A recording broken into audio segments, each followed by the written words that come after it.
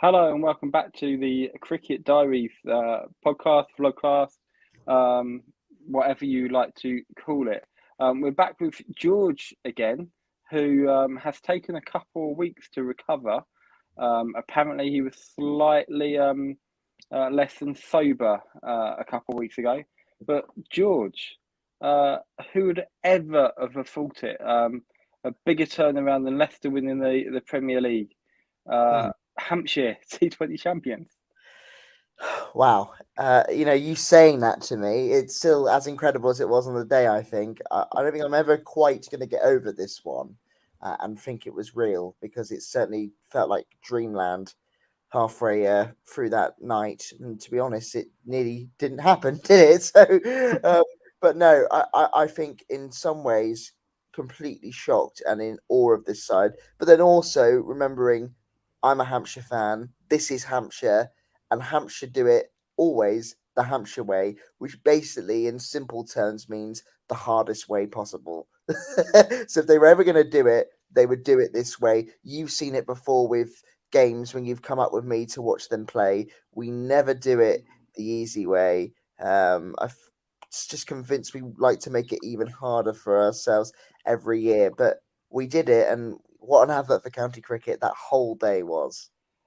That it's the best day in county cricket. By going, so you got four sets of supporters there. You got a ground, which probably half of those are pre-sold tickets and neutral supporters as well. And a group of about sort of like 10 lads from my club went up, Sussex supporters, but were cheering on anybody but Hampshire. I was told, so they came back very disappointed. But yeah, great get a game for all 18 counties to get involved in, especially those supporters of the four counties who make it through to finals day. Hardly anybody leaves like George did last year. He did not leave when Hampshire got knocked out at about 12 o'clock in the morning. Uh, he still stayed all the way. I can't not remind you after such a great win. But just the most astonishing finish. I thought that 2019 was going to be the tightest and strangest ever finish to a game of cricket, even possible with a super over going down to the last ball. But you went beyond the last ball in this game, George. How were you feeling?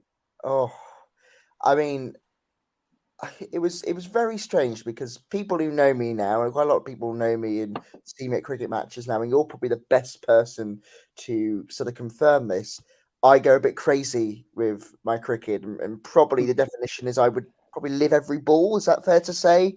Yeah, Whether we're going and this would be, guys, we could go to a top T20 Blast quarter final, or we could go and watch a second 11 T20 that we both watched before, and I'll be exactly the same anywhere. But for once, I sort of realised and thought, this is sort of dead and buried. And I never lose hope. That's not my style. But I was sort of trying to mutter to myself and trying to get myself into the zone of accepting that it's okay to have gotten this far and to lose. So I was going, we lost the first four opening games of the competition. We came back in style. We won the next 12 out of 13. All these sort of positive thoughts just to try and soften the blow when we did lose. Then it gets into the sort of 14, 15 overs mark. And then I'm thinking, right, they've lost a flurry of wickets. They need now 50 runs from that last 5 to 6 overs. And thinking about my travels around the country, where I've gone and seen Hampshire play over the years, and thinking, hang on a minute, we've won from these positions many, many times before. Actually, we're kind of known for winning from these kind of positions. So just thinking, not that we would want it, but that we've got a game on here. And I thought the execution right to the very last was amazing. Even when, last year we had a couple of issues, we saw it where Chris Wood, my beloved Chris Wood, he didn't have the best final over against Somerset last year. He was taken to the cleaners, and that was the game sort of gone. I thought during the first two balls that was going to be the same this year. And then he comes in, he gets the wicket, he closes out the over, the pressure comes back in. And I showed really how much we had learned from the year before. But then you go and win that game, and I think, oh my God, this is incredible. I'm running up the aisles, Ben. I'm hugging Hampshire fans. I'm dancing. I'm kissing people on the forehead that I don't even know who they are. And I get a tap on the back from this big, burly Lancashire fan saying, "Noble, sit down, sit down." And he didn't need to tell me anything else because I just looked back and I could just see the umpire's arm outstretched, flashing Noble all around the advertising hoardings, just going, "Oh no." And I thought, that's over. That's crushing disappointment. And then, I mean, what a moment to go and win it on that next ball. The cool and calmness they had to go back and do it was incredible. But I'll tell you now, did I think we'd won it after that ball? No, it took me and all the rest of the Hampshire fans about 50 seconds to compute because we weren't trusting of anything then. You know, how could we be? So I really wasn't sure. And then I just saw Vincey pumping his fist and almost as a sign to the Hampshire fans saying it's all right. I remember shouting, going, "Vincey's pumped his fist. We've done it. We're okay. We've done it." And everybody just erupted. And it was fantastic. I mean, it's funny how you mentioned the World Cup final and the Super Over because I was there for that game as well, as probably a lot of our listeners know. I was there for both moments. And you know what? I'm not going to compare them, but I just love what this sport can do is the fact that these finishes are just unbelievable and what this game that gets called boring, it gets called mediocre, it's the most insulted sport in the world, but yet it's the most joyful, it's the most giving. And what cricket has given me as a spectator through the years, and I follow all sports as you know, days like that make me think nothing can replace what this sport gives me in terms of that joy, in terms of that connection. And honestly, of course, I would have been bitterly disappointed and probably blubbed with tears if Hampshire had lost. But I would have been able to sit the next day and appreciate that that was a good game of cricket. And that's, you know, what an advert. And I love all cricket. You can have the IPL, you can have the Big Bash. But I'm telling you now, I seriously believe that the Vitality Blast is the best competition for T20 in the world in terms of entertainment. It's maybe not got the big stars in terms of standard of players, but the standard of play and the fact that you get these topsy-turvy games, the ebbing and flowing, which is why we all love cricket at every level, that's what you get. And you get more watchable games, dozens more watchable games there than you do in some of those big leagues I see. And that fan engagement, you just can't beat it. Definitely, it's those competition that, like you said, like the IPL, the Big Bash, um, they are stacked with international cricketers. The quality of some of the play is better than the Blast. I would say that in terms of sort of like you do get these sort of like big scores, runaway games. However, it's actually really one-sided, their games. The Blast, due to the fact that it's just got the two overseas players and the fact that all of the counties currently are quite close in terms of their strength. We shall see what difference 100 counties get in 5, 10 years' time. It already looks like they are churning through the talent and picking off those best players from the smaller counties. But to have 18 teams with a chance of winning it from day one is incredible. We spoke off podcast that Kent had a terrible season this year. They were champions last season. I mean, Hampshire are probably not going to get sort of like more than 2 wins next season. Sorry, George. But no, all joking aside, it's sort of like anybody can win it, which is really good. If you look at Sussex over the last 4 or 5 seasons, with the absolutely stacked team they've had with Salt, Jordan, Rashid Khan, David Reeser, Jofra Archer playing in there, alongside Luke Wright, there's Ravi Bopara. They had an absolutely amazing team, but actually didn't get their hands on the trophy because the other counties were as strong, if not stronger, on their day as well. This So, is why Hampshire's done so well, though, isn't it? Because they're not household names. A lot of those players, mm, they're just decent county players, and they perform to the highest level, and that's normally what you get in the Blast. mm, it is, and it's I just love it. I think it's the only T20 competition worth watching, especially in this country. It's crazy to think that it's a second class, it's a secondary T20 competition in England in the ECB's eyes.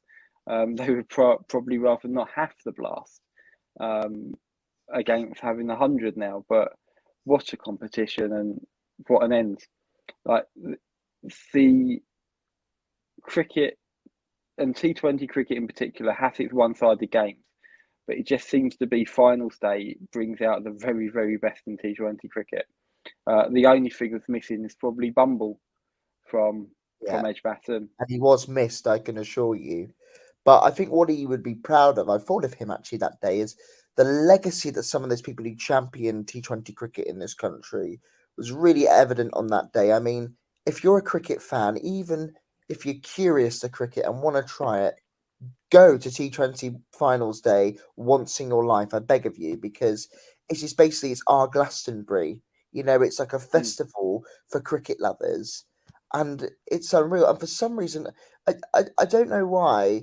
Maybe because I was more confident about Hampshire this time, but you know, I had an amazing day with you last time, but we are in the stands. I think I was quite disappointed after Hampshire got out early. I really beat myself up for not enjoying it as much. And I thought, if I go again, I've got to just soak it up. And I did. And oh, what an incredible day it is.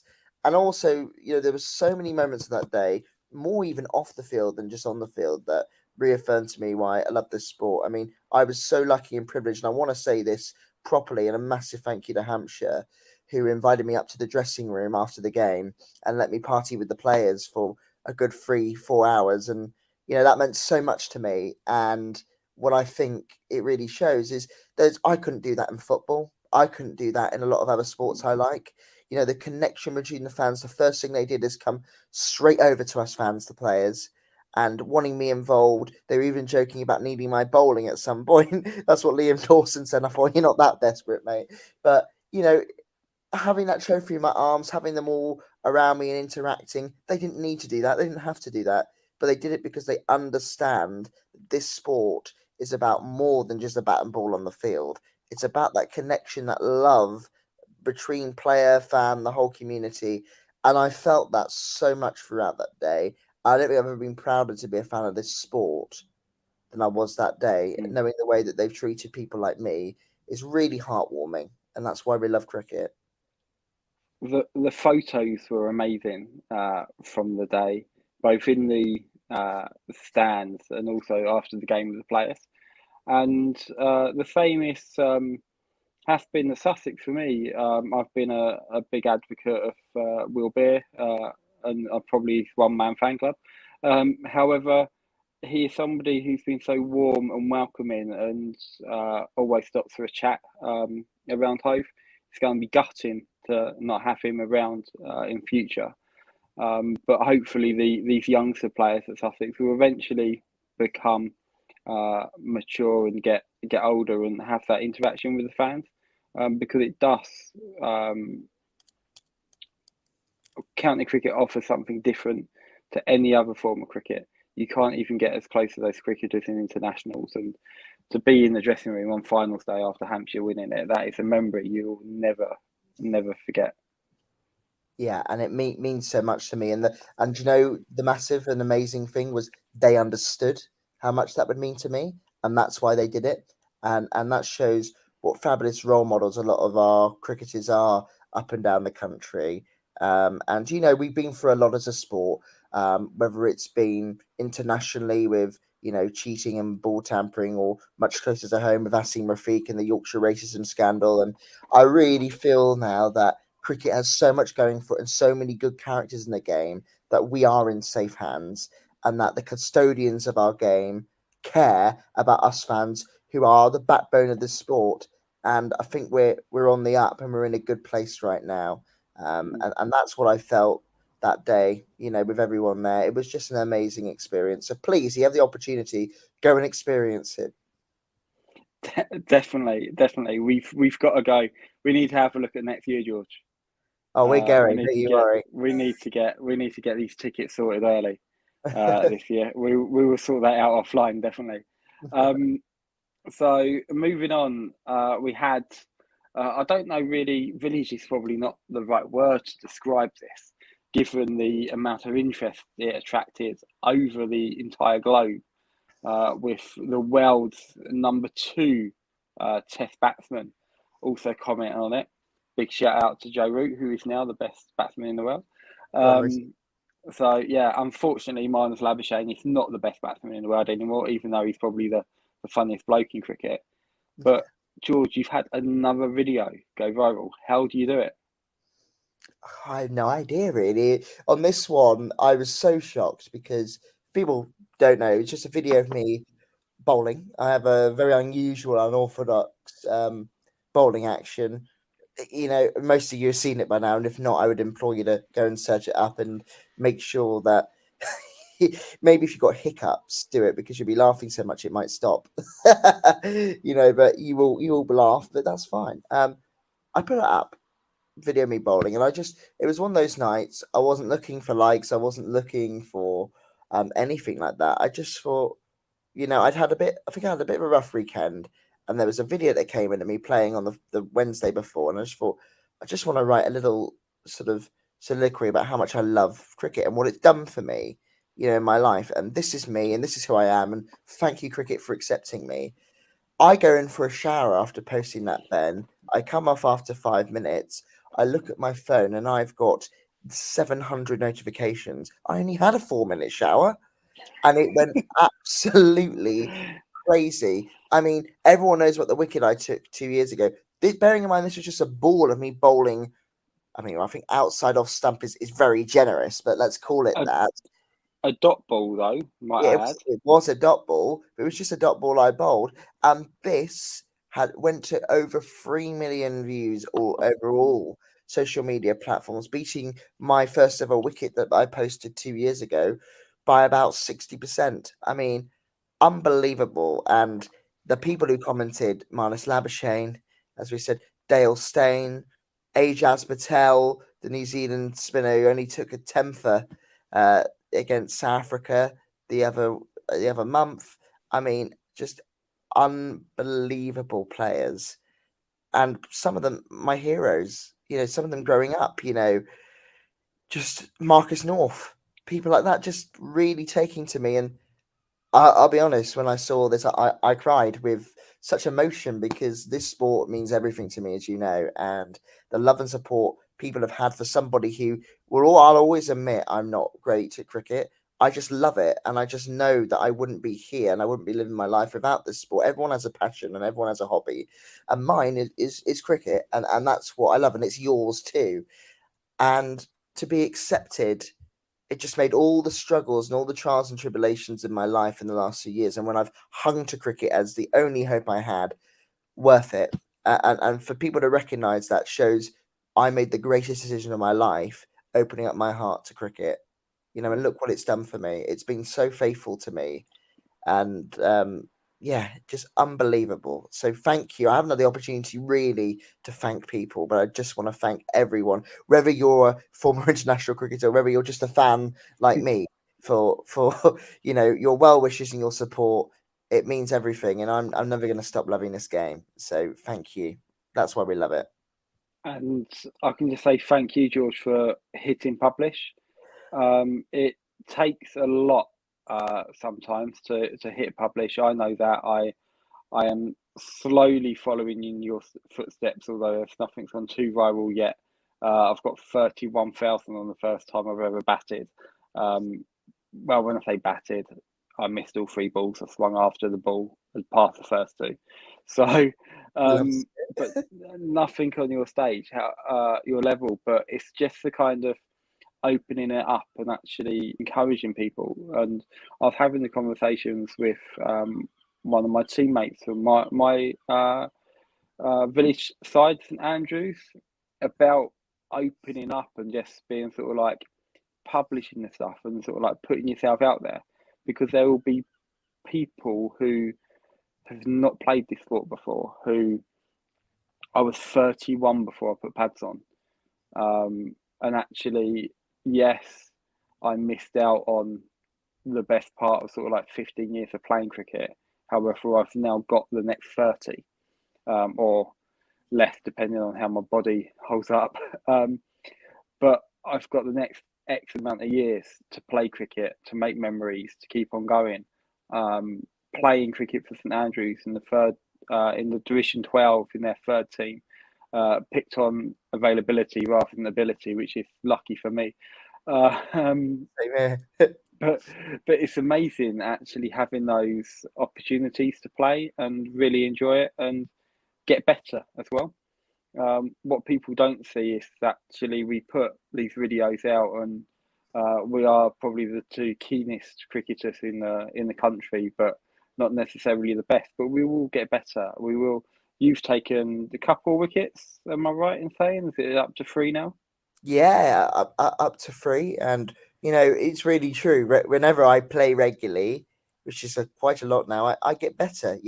I Mm. also, not even just from a mental health point of view. A lot of people are starting to know this more, but I have dyspraxia, so I have sort of a mild disability, and it's all to do with hand-eye coordination and physical skills. So cricket's probably the worst sport I could play for my skill set. Mm. But do you know what? It's improved me so much, and challenging yourself. And you couldn't find a more welcoming sport and an atmosphere that allows you to challenge the status quo and do something that you're not really meant to do. And it can help you in so many ways, whether that's on the field or like us. We're sat here, and I'm really proud and lucky to call you one of my best friends now. And it's because we found this shared love for this sport, and we went on a journey together. And look where it's taken us.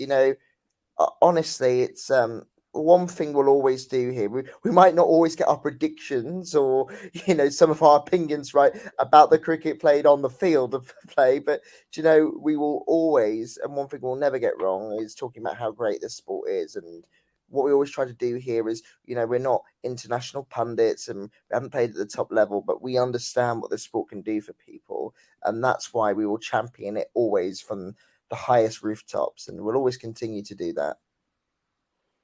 Definitely, and it's one of those sports which people all come together as well. So, Mm. what I've had recently a couple of weeks ago now, St Andrews, which is a cricket club in Burgess Hill, in Sussex. So they are like the secondary, not secondary in terms of spirit, but Burgess Hill's got its own cricket club with 4 teams. It's a lot bigger, a lot more polished.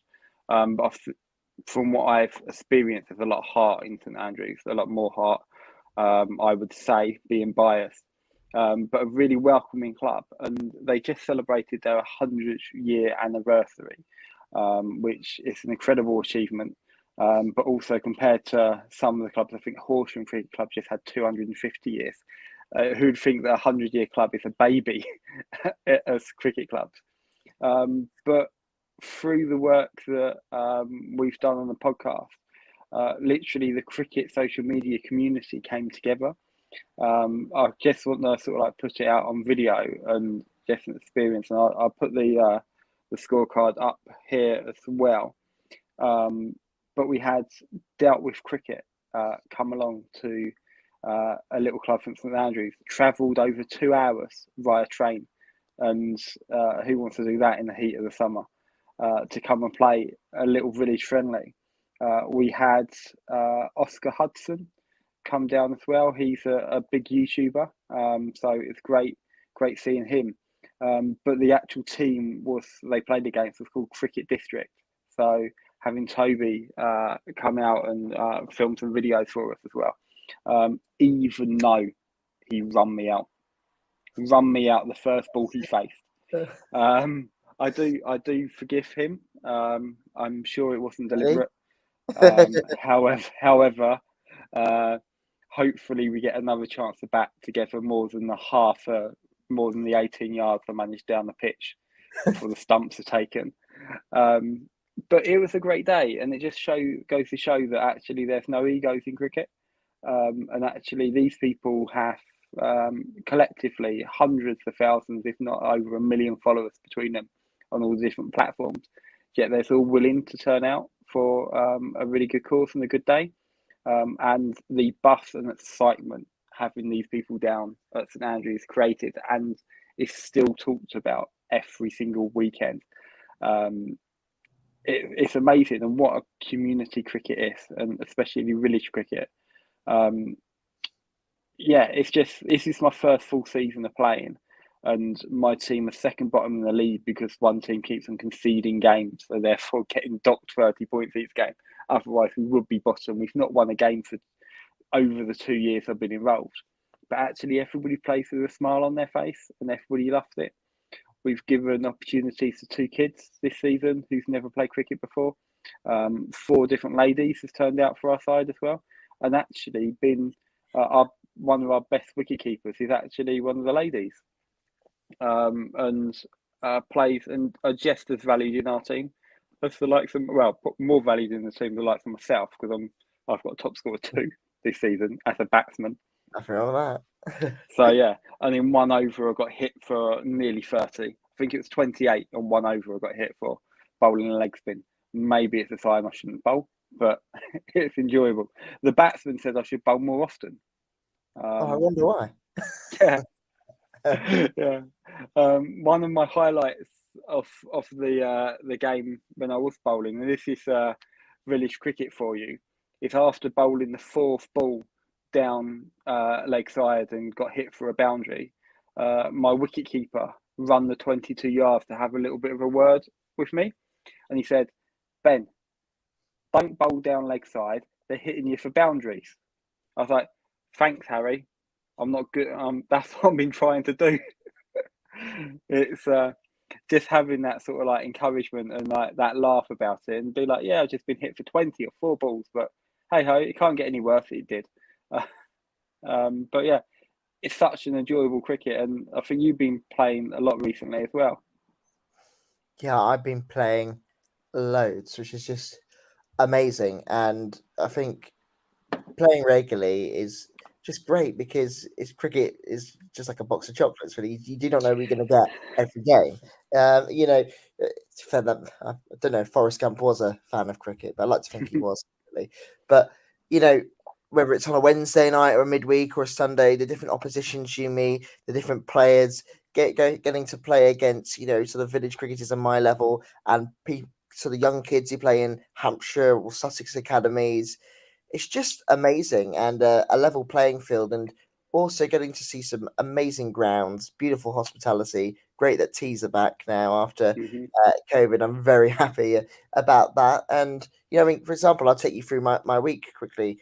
I played yesterday. I organised a big match yesterday. We won. I got to bowl an over. Wasn't that good. Couple of looseness. I haven't bowled for a while since my viral fame, but then had a miss stumping. I could dine on that for ages, even if it didn't get him out. And I played with somebody I never played with before, who knows of me, and he was just laughing constantly because he saw my energy in the field, and I was screaming at every ball and running around and loving it. And for me, that's my paradise, and I love it. And then knowing that on Thursday I get to play at Goodwood, hopefully, be going up to play there in the beautiful grounds, and then on Sunday I'm playing in a massive cricket match for Bedhampton, been invited down to a Legends game, and I'm playing alongside in the same team sheet as Ricky Clark and Monty Panesar. My life is just incredible right now, and I owe it all to cricket. So yeah, I'm playing a lot, and I'm living the absolute dream. It's amazing, and so you should. It's a great honour, and again, people include so many people from all different backgrounds in cricket. It is the best game going. It's the best game to get involved in as well. So I'm sure if you've watched this far into a video, you are a cricket fan anyway. However, get yourself involved in cricket. Get your sons, get your daughters, friends, family. Get them involved in cricket. And I've heard cricket teas are very nice. We do not have these in Sussex. I am really hoping that we have different rules next season. But yeah, we still are tea-less. So we are at the Tesco meal deal stage still. But I'm running out of options to have. But before we wrap up, we just spoke again a little bit before this. There's a certain person we've not really mentioned this often in this podcast. It's literally the only rule we have on this podcast is we have to mention James Vince. Um, Yes. yes. So this is a question I've got for George. Just to give us his quick views on it. 5 minute take.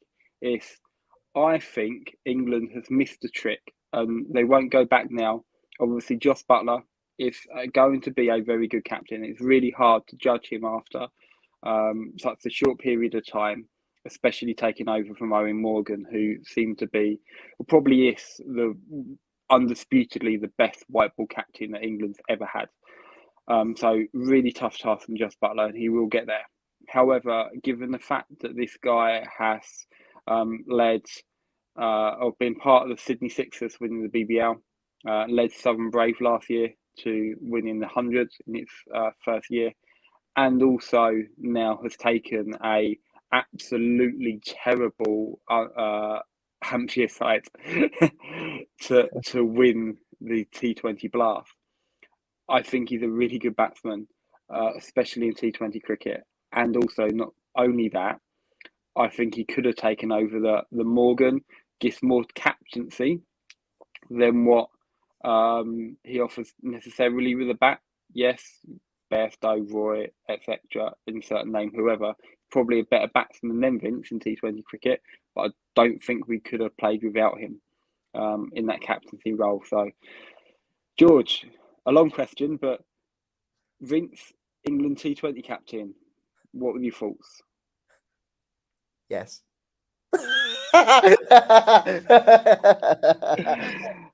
Yeah, I mean, to be fair, we didn't really need anybody to be surprised at what I was going to say. You know, joking aside, though, you're right. That ship's probably sailed. But do I think more appropriately should he be back in that England setup? Yes, and for the first time, probably since we've worked together for the last 2.5 years, I think I'm warranted in saying that now. Where before I just sound like a bit of a biased Hampshire fan. Let's just go and take a tooth comb and look at the detail of that T20 blast of what he did this season.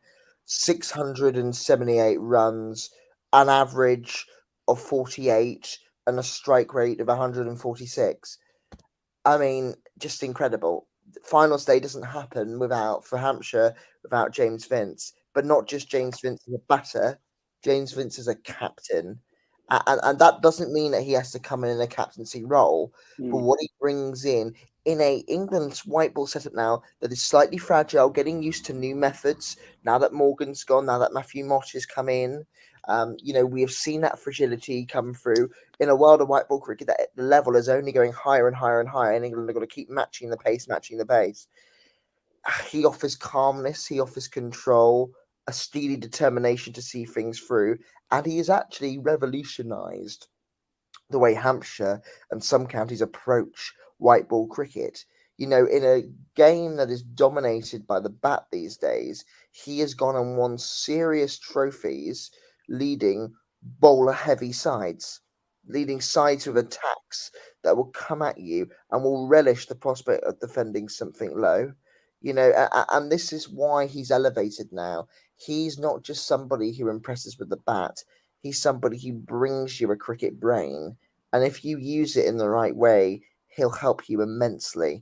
And I just think England would be poorer, and we will always have that question mark of what if we didn't throw the dice on him at least one more time. Seriously, I just believe that he has something to offer. And I would like to think with all the changes England have made, at board level, outside of the pitch, that we would be receptive now to recognizing when we see talent, to recognizing when we see somebody who's gone back, worked on their game through all levels, has achieved something in the county game, and pick them based on their reward and their success. Not just James Vince, I would say the same of Will Jacks and other players like that. But Vince deserves to be in that conversation. And my God, he's earned it. My feeling is he's probably going to have a good 100. Probably maybe we're going to have a good BBL. I would say have a good 100, and I'd pick him for that little mini Pakistan series, going back to Pakistan for the first time in over 15 years. I would pick him for that, or I'd pick him down before we go into the T20 World Cup. But you know what? The odds of him having a good 100 are pretty high. Look at how he did last year and look at how he excelled as a leader. So I just think give him a chance, watch him fly because he's done it. Definitely. And if you look at the absolute craziness of the end of the T20 Blast final, where everybody in the ground had literally melted and couldn't even understand or fathom what was going on, to actually be able to take a grasp of that situation and keep 10 other players focused and calm on the job, which is all it was, is just any other ball and running in, bowling New Yorker, getting your basics right. But to be able to do that when the pressure's on and you thought you've won, and to be able to pick that team up to go again, I think that England are going to have that moment in a T20 World Cup. England will have those moments whereby they need 2 or 3 really cool, experienced heads in there to be able to go, right, that's okay, this has happened, but this is how we're going to deal with it. And actually, you don't, as you said, you don't necessarily have to have Vince as captain, but he would be a great leader in that middle. And it's one of those skills that he's got, which Owen Morgan was the best at going in this. When things were going wrong, you couldn't tell. You would look at Morgan's face and you would have no idea what the score was. You couldn't read him because he'd be exactly the same if we was 220 for 1 or 36 for 4. He would still go like, right, this is how we win the game from this situation. And that's what rinsed us for Hampshire and for Southern Brave. I'm really hoping that Southern Brave have a great year in the 100, just simply for Vince, because I think the best chance of England winning a Cricket World Cup without Morgan is to have Vince in his place.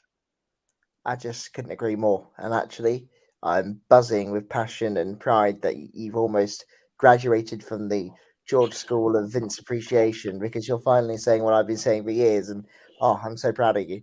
But you know, just a quick serious no, I think we have been lucky and privileged to go around the country watching a lot of cricket games and a lot of it together in recent years.